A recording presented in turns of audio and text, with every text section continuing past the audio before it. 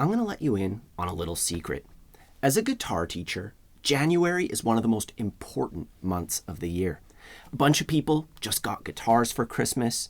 A bunch of people set New Year's resolutions.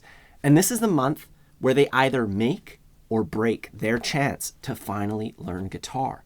And as a guitar teacher, as somebody who wants to see people succeed on guitar, to help people learn songs, write songs, go to jam sessions, go to open mics, and, make music a part of your life, I want to share with you a path to guitar success.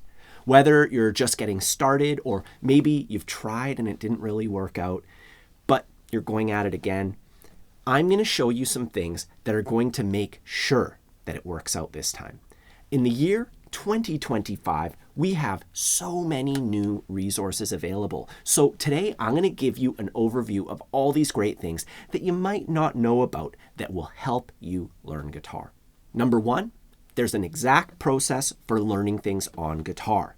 First step is to be very familiar with the song. If it's a song you've been listening to for ages, you're very familiar with it. If it's a song that is new to you, listen to it like 5 or 10 times. Really listen to it.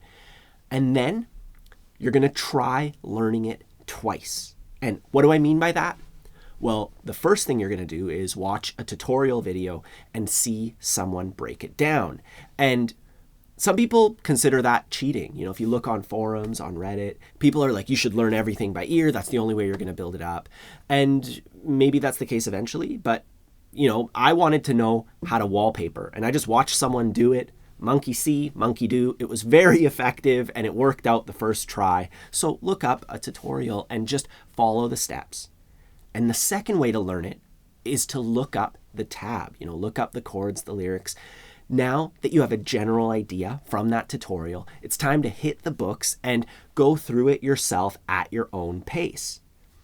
And once you've learned it those two ways, you're going to go back and check. You're going to cross-reference the recording that you're incredibly familiar with because you listened to it a whole bunch.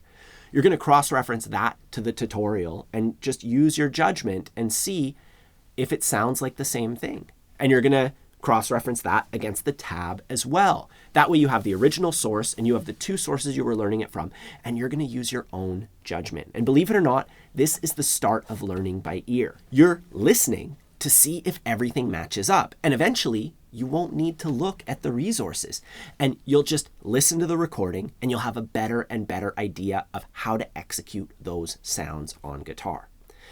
Now, if you're at the very early phases of learning guitar and you need to get the muscle memory down, switching chords, learning your first song, I have a crash course that's completely free. You just click on the link in the corner or down below.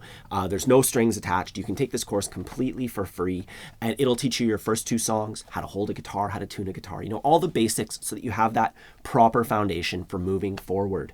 My second tip for learning guitar in 2025 is don't let perfection get in the way of progress. Now, as a perfectionist myself, there's 2 ways that I see this.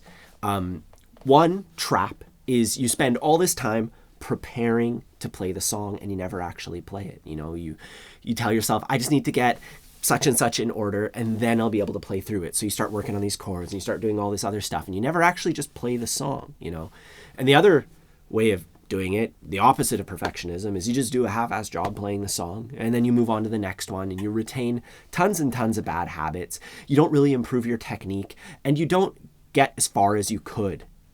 And I've seen both sides of this. In fact, as I said, I was that first person, I was mastering the scales and all that. I was technically proficient, but I didn't know how to play a single song. And guess what? It didn't help me learn songs any faster because song learning is its own skill. And a good friend of mine is that second person. She only wants to play songs and never actually works on her technique. So she plateaued long ago and doesn't really ever improve. She's great and all, but if only she sat down and practiced techniques for like 10 or 15 minutes, she'd be like 10 times better. So it's worth it to work on your skills, but you also just need to jump in and try playing the song. Don't let perfectionism get in the way.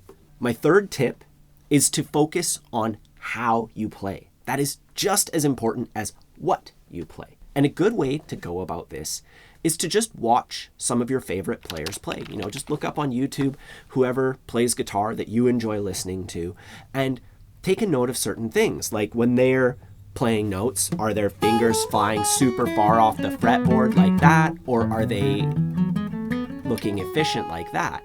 Is their strumming arm moving sporadically? Or is it like have a rhythm to it?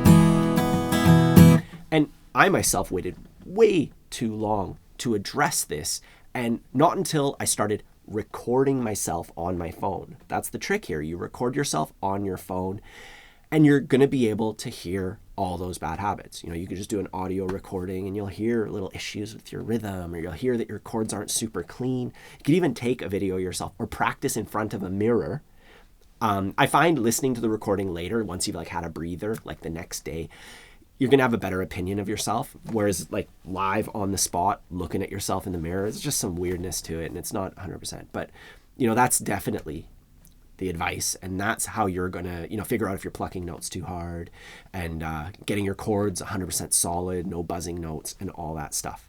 I know there's a temptation to want to learn more and more things, but it's important to take the stuff you already know and make it sound really good.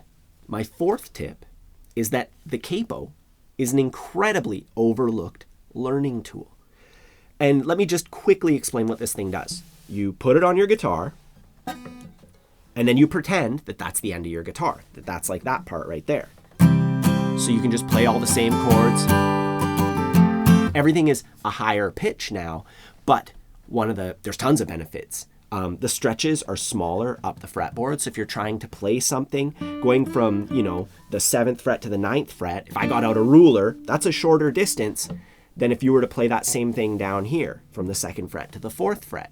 So the frets are closer together as you go up, and this lets you change into those higher keys. And you don't have to know anything about keys. You just put it wherever you want and play the same thing, right? Another advantage is you're pressing closer to your body. So you're not reaching out. You don't have to get your wrist absolutely perfect.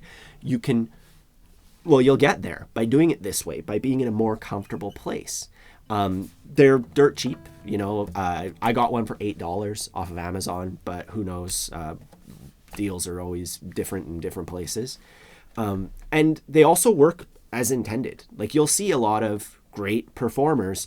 They'll be playing a song using G, D, and C, and they'll sing, and it's too low for their voice. So they just put the capo on the 3rd fret.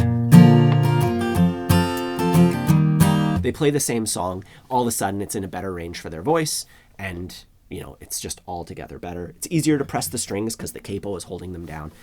It's an awesome learning tool. Now, my 5th and final tip for learning guitar in 2025 is to integrate guitar into your life outside the practice room. A huge step is to just make it physically there in your space, on a stand, whether it's on the wall or on the ground.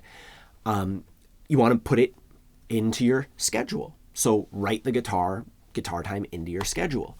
You want to include it in your social life. Make music friends, talk to them about what they're learning and what you're learning, compare. It doesn't have to be real life. That's the beauty of 2025. I have a community on my webpage where they can hang out.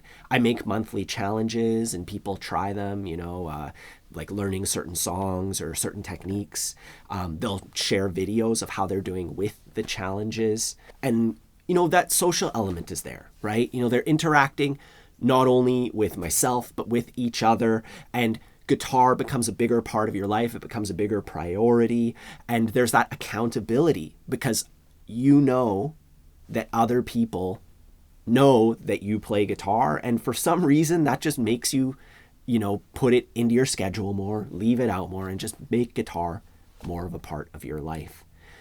Now, if you want to join my community, it comes with any of my courses. I'll put a link down below. If you want to learn, if you're a beginner, Learn Guitar Once and For All is my premium course. It's helped thousands of people go from absolute beginner or eternal beginner, stuck in those beginner phases, all the way to confident strummer, building up your sense of rhythm, your chord switches, all that stuff, learning the songs that you want to learn and putting it all together. I'll include a link down below if you want to get started with that, and it comes with the community access completely free. I also have that crash course if you're just getting started and you just want to kind of get your toes wet and, start off on the right foot. Otherwise, don't forget to subscribe if you enjoy learning guitar with me, and we have a lot of great stuff coming up. This Back to Basics series is going to run all January, so definitely come back and check out the next episode. Have a fun time practicing, and I'll see you soon.